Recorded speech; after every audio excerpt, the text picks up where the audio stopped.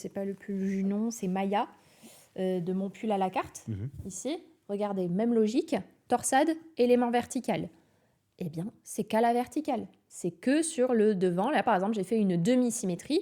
Vous avez 2 torsades qui se retrouvent aussi à l'arrière du pull, ici, qui viennent courir en fait comme des bretelles. Et après, vous avez une torsade qui se trouve juste sur le devant, un médaillon un peu, qui se trouve juste en médaillon, qui se retrouve juste sur le devant et qui court sur tout le pull.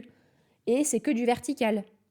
Et j'aurais pu le mettre aussi sur les manches potentiellement. Mais là, j'ai fait le choix de le mettre uniquement comme ça pour avoir ce placement-là. D'ailleurs, en placement point, vous avez la possibilité de mettre sur les manches, mais vous avez la possibilité de ne rien mettre aussi sur les manches. Parce que c'est les joies du tricot, c'est que vous pouvez vous permettre plein de choses.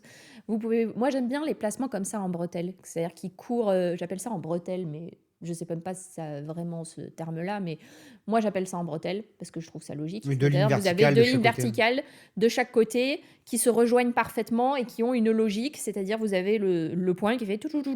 C'est le cas aussi du Roseline, non? C'est le cas aussi du Roseline, que je n'ai pas pris, mais c'est le cas en effet du Roseline où il y a 2 torsades qui courent devant-derrière, si je ne me trompe pas. Voilà, donc là c'est le même exemple que de ces 3-là.